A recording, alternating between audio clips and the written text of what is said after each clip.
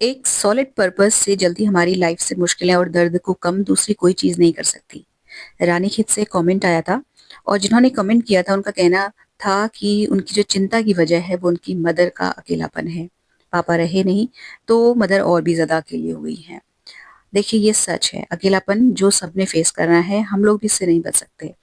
हमारे पास दो ही ऑप्शंस बचते हैं, या तो हम कमजोर पड़ जाएं या अकेलेपन को हराएं। अगर आपकी मदर स्ट्रांग है, सेल्फ लविंग है, तो वो अकेलेपन को समस्या की तरह नहीं बल्कि एक अवसर की तरह भी देख सकती हैं। लेकिन ऐसा होता बहुत कम है। हिंदुस्तानी घरों में जो औरतें होती हैं ना, उनका पूरा लाइफ जो है वो फैमिली के बीच में चला जाता है। तो ऐसे में स्ट्रेंथ लाना बहुत मुश्किल हो जाता है। एक टाइम के बाद जब बच्चे चले जाते हैं, फैमिली एक तरीके से तितर बितर हो जाती है ना, तो घर में बुजुर्ग रह जाते हैं और वही जो अकेलेपन वाली जो प्रॉब्लम आप बोल रहे हो वो उनको फेस करनी पड़ती है, जो कि बहुत ज्यादा डिप्रेसिंग स्थिति है। मुझे बिल्कुल श्योर हूँ मैं कि जो भी चीज़ें मैं आपको बताऊँगी ना, वो या तो आपको पहले से पता होंगी, या आप खुद भी मतलब कई बार सोच चुके होंगे उन चीज़ों के बारे में। लेकिन कई बार ऐसा होता है कि हमें चीज़ें पता होती हैं, फिर भी हम उन्हें अमल नहीं कर पाते। लेकिन हमें कोई दूसरा बताता है, तो हमें मोटिवेशन आ जाता है उस चीज़ को करने को। अगर आपकी मम्मी थोड़ी-सी पढ़ी-लिखी है ना, तो आप उनको उनकी पसंद की नॉवल या कोई भी धार्मिक पुस्तक, जो भी उनका इंटरेस्ट है, ज़रूरी नहीं है कि बुजुर्ग है तो धार्मिक चीज़ें ही पढ़ें, उन्हें कोई एंटरटेनिंग चीज़ भी अच्छी लग सकती है। इस तरीके की आप बुक्स दे सकते हैं, या आप एक कोई छोटा-सा पेट पाल के दे सकते हैं। अगर वो चल फिर लेती हैं, उन्हें कोई दर्द तकलीफ नहीं है, तो वो उसको पेट को पालने में, उसकी देख-रेख करने में, उसको खिलाने-पिलाने में, नहलाने-धुलाने में उनका काफ़ी सारा समय चला जाया करेगा। ये तो थी कुछ प्रैक्टिकल बातें। आपने देखा होगा बहुत जो स्ट्रॉन्ग लेडीज़ होती हैं या जो बहुत सेल्फ लविंग लेडीज़ होती हैं, वो अकेले रहकर भी खुश रहती हैं। इनफैक्ट वो अकेलेपन से नहीं हारती और अकेलेपन को वो एक मौके की तरह लेती हैं। और बहुत सारी मैं अपने आस-पास भी आजकल देखती हूँ, बहुत सारी बुज़ुर्ग महिलाएँ हैं मेरे खुद के ही, मतलब अपनी कॉलोनी की बात बताऊँ तो वो पूरा दिन घर में अकेली रहती हैं, लेकिन उसके बाद भी उनके चेहरे की स्माइल नहीं जाती। जब भी मिलती हैं बहुत चीयरफुल वे में मिलती हैं। और कुछ एक तो उनमें से ऐसी हैं जो बहुत ज़्यादा पढ़ी-लिखी भी नहीं हैं, तो ऐसा भी नहीं है कि बहुत पढ़े-लिखे होने से चीज़ों पे फ़र्क पड़ता हो। सारी स्थिति, सारी जो बात है वो है आपकी मेंटल स्थिति पे। आप चीज़ों को कैसे लेते हो, ये ज़्यादा ज़रूरी है। अपनी मदर को आप बताइएगा, या ये वीडियो आप देख रहे हैं तो आप उन्हें समझाएँगे तो शायद उन्हें उतना नहीं समझ में आए। उनके सामने इसको प्ले कीजिएगा और उनसे ये कहिएगा कि कोई भी उनमें एक छोटी-मोटी जो भी स्किल थी, बुनाई करती होंगी, आप रानीखेत में रहती हैं तो मुझे बिल्कुल पक्का विश्वास है कि आपकी मदर बुनाई ज़रूर करती होंगी, क्योंकि पहाड़ की लेडीज़ बहुत ज़्यादा निटिंग में मतलब महारत होती है उनको हासिल। तो उनसे कहिए कि छोटी-छोटी चीज़ें बुनना शुरू करें, छोटे-छोटे बच्चों के कपड़े बुनना शुरू करें और उनका कलेक्शन बनाएँ। चाहो तो वो सेल कर सकती हैं, या किसी को गिफ्ट दे सकती हैं, या ऐसे ही किसी को दे भी सकते हैं आप, मतलब एज़ अ दान। बहुत सारी चीज़ें हैं, देखिए अपनी मदर को ना थोड़ा-सा इंस्पायर करिए। अकेलापन एक समस्या आज सिर्फ़ आपकी मदर के लिए नहीं है, सबके लिए है। आपकी मदर फिर भी लकी हैं कि उनके लिए सोचने के लिए आप हो वहाँ पे। बहुत सारे लोग तो ऐसे हैं कि उनके बच्चे रहते ही नहीं हैं सेम शहर में, दूर-दूर रहते हैं और बिल्कुल अकेले होते हैं अपने घर में। तो टाइम ऐसा आ गया है कि बच्चों को भी दोष नहीं दिया जा सकता, क्योंकि सबको अपना करियर फ्यूचर बनाना है, तो छोड़-छाड़ के आप रह भी नहीं सकते अपने बुज़ुर्ग माँ-बाप के पास। तो ऐसे में ना हम ही को स्ट्रॉन्ग बनना पड़ेगा, मतलब जो अकेलेपन से जूझ रहा है उसी को स्ट्रॉन्ग बनना पड़ेगा। तो अपनी मदर को बताइएगा ये चीज़ें कि कुछ-कुछ पढ़ना शुरू करें। अगर पेट्स पसंद हैं, तो कोई भी एक छोटा-सा पेट पाल के उन्हें दे दें। अगर पेट्स कुछ ख़ास पसंद नहीं है, तो अपनी कोई भी स्किल जो है उसको वापस से शुरू करें। लगी रहेंगी दिन भर हल्के-हल्के करती रहेंगी चीज़ें ना, तो उनका टाइम कट जाएगा। बाकी उनको वॉक करने के लिए, एक्सरसाइज़ करने के लिए भी प्रेरित आप भी कर सकते हो। अगर आपके पास समय है, आप दे सकते हो, तो उनको आधे घंटे की वॉक पे आप खुद भी ले जा सकते हो। जो लोग थोड़ा-सा लर्निंग में जिनका विश्वास होता है ना, जो लोग नया सीखने में इंटरेस्ट लेते हैं, वो लोग भी डिप्रेशन के चपेटे में नहीं आते हैं जल्दी। अगर आपकी मदर इन लॉ, मतलब आपकी जो मम्मी हैं, वो इस तरीके की हैं कि नई चीज़ें सीख लेती हैं, थोड़ा-सा इंटरेस्ट दिखाती हैं ना, तो उनको, अगर वो फ़ोन नहीं चलाती हैं, तो उन्हें एक एंड्रॉयड फ़ोन दिला दीजिए। सोशल मीडिया से उनको थोड़ा-सा रूबरू कराइए। इसमें तो अच्छे खासे टाइम पास हो जाता है, तो वो क्या चीज़ है। तो मतलब दिन भर में कुछ नहीं तो आधा पौना घंटा तो उनका फ़ोन में ही निकल जाया करेगा। उन्हें थोड़ा-सा फ़ोन, अगर वो नहीं चला पाती, तो उन्हें फ़ोन चलाना हल्के-हल्के सिखा दीजिए, और मतलब उनका बढ़िया मनोरंजन इसमें हो जाएगा। चलिए जी, बहुत हो गई बातें, अब आ जाते हैं अपने ब्लॉग पे। तो नूडल्स बन रहे हैं, और ये जो नूडल्स बन रहे हैं ना, एक्चुअली खाएँगे तो हम सब, लेकिन बन जिसकी फ़रमाइश पे रहे हैं वो है मेरा भतीजा, मेरे जेठानी का बेटा। तो वो अभी आजकल घर पे है और मेरी जेठानी और जेठ जी जो हैं वो घर पे नहीं है, घूमने-फिरने आजकल निकले हुए हैं। तो वो भी मतलब इन दिनों घर आया हुआ है ना, तो उसका खाना-पीना आजकल मैं देख रही हूँ, तो उसका उसने पहले भी चाउमीन बहुत बार खाई है मेरे हाथ से। तो उसी ने बोला कि एक बार आप चाची फिर से बना के खिला दो, तो ये बन रही है। और इससे पहले जब भी बनी है, तो मतलब बहुत बार बन चुकी है, आपने देखा ही होगा इस बार विंटर्स में मैंने कितनी बार बना ली है। तो इस हर बार ऐसा होता था ना, मौका ऐसा पड़ता था कि वो नहीं होता था घर पे। बट आज मैंने स्पेसिफिकली उसके मारे बनाई है और सब लोग खाएँगे। तो देखिए रेसिपी आप हर बार कहते हो ना, पूछते हो रेसिपी के लिए, और मेरी जो आधी वीडियो वो बातचीत में ही गुजर जाती है और मेरी रेसिपी रह जाती है। तो अब से मैंने ये डिसाइड किया है कि मैं जो भी कोई नई चीज़ बनाऊँगी, कभी भी ऐसा कुछ हुआ करेगा तो उसकी रेसिपी अलग से एक वीडियो बना के शेयर कर दूँगी, क्योंकि फिर ना ब्लॉग में हो नहीं पाता है। सारी चीज़ें एक साथ पॉसिबल नहीं हो पाती हैं। और अगर आप इस चीज़ से सहमत हैं, तो मुझे बताइएगा कमेंट करके। तो मैं रेसिपीज़ के लिए इसी चैनल पे अलग से छोटा-सा 5-7 मिनट का वीडियो डाल दूँगी, तो आपको ज़्यादा क्लैरिटी मिल जाएगी। और अगर नहीं है आप इस चीज़ से सहमत, तो फिर वो भी बता दीजिएगा, मैं ब्लॉग में ही शेयर जैसे करती आई हूँ वैसे ही कर दिया करूँगी। तो नूडल्स की रेसिपी मैं पहले भी शेयर कर चुकी हूँ। कोशिश करूँगी वो वाला व्लॉग मुझे मिलेगा तो मैं उसका लिंक दे दूँगी डिस्क्रिप्शन में। और ऐसा बहुत बड़ा कुछ काम है नहीं। मैं खुद ही आधी से ज़्यादा चीज़ें अंदाज़े से बनाती हूँ, और ऐसे में मेरे लिए ना ये बिल्कुल मेज़रमेंट लेके बताना बहुत थोड़ा-सा मुश्किल हो जाता है। क्योंकि मैं कोई मतलब शेफ़ या कुक तो हूँ नहीं इस तरीके की जो एक-एक चीज़ नाप के डाले।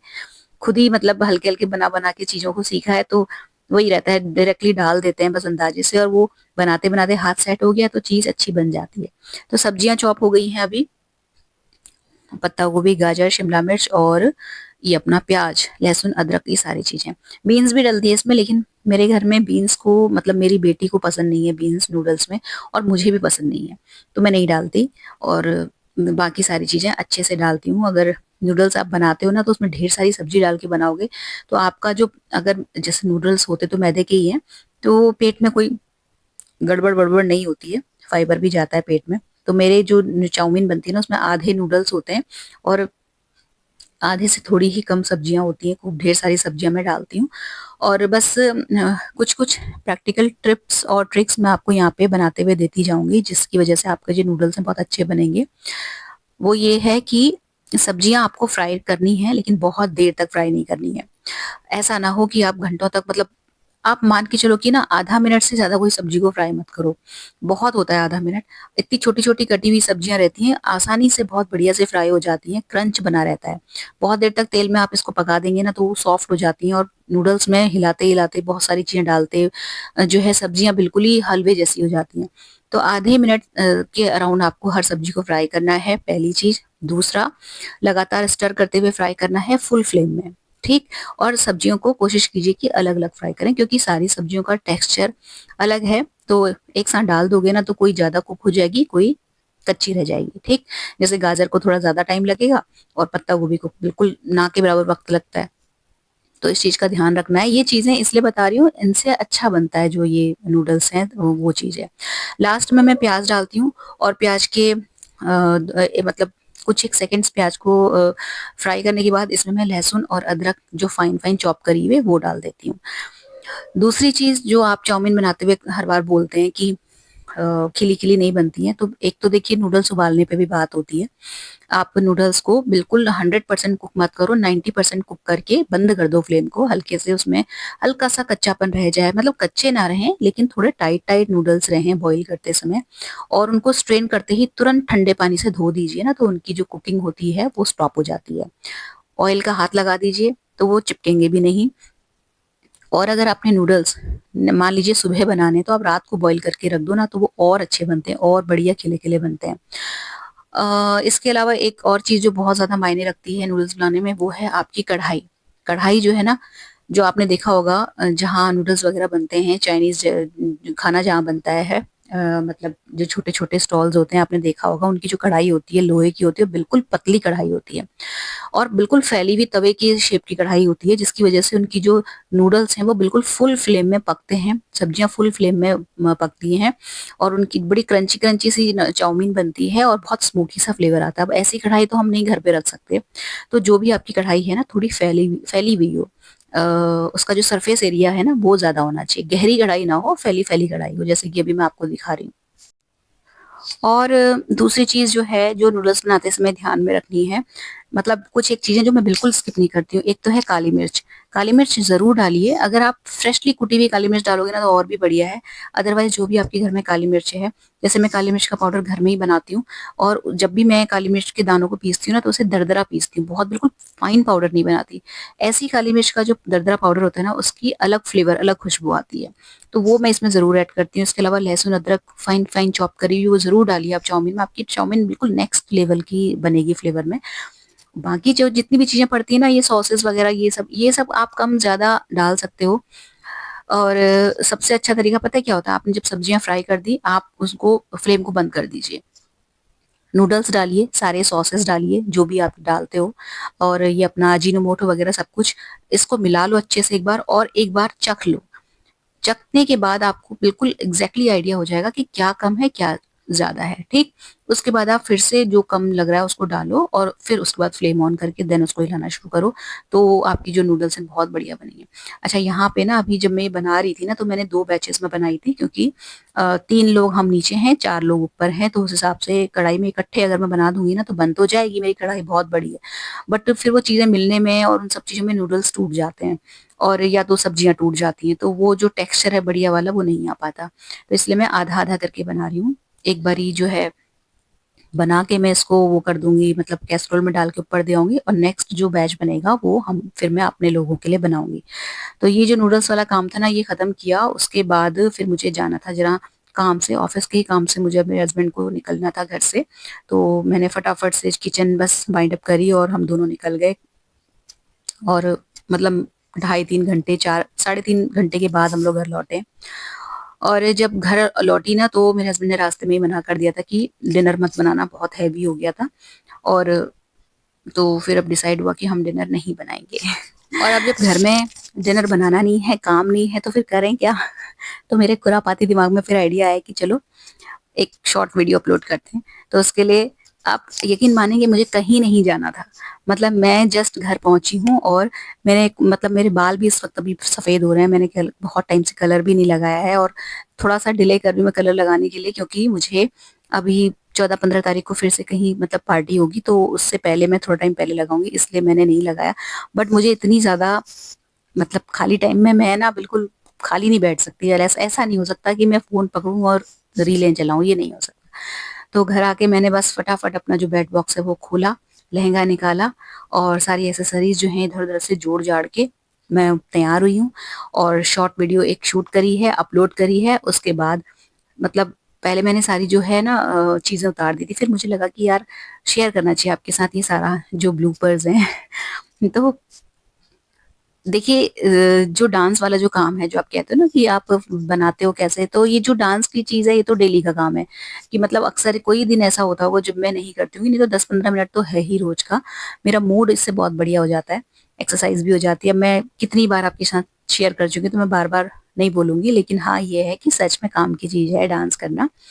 तो डांस तो मेरा हमेशा रेडी रहता है। बस एक ये रहता है कि आपको फटाफट से कपड़े बदलने हैं, डांस शूट करके पोस्ट कर देना है, उसके बाद आप अपना जो है जो भी करो। तो मैं क्या करती हूँ कि यहाँ पे जितनी भी चीज़ें निकाली-नुकुली इधर-उधर से सब करा ना, तो फिर उनको हाथ के हाथ समेट के रखना भी ज़रूरी है, क्योंकि फिर फैला रहता है घर।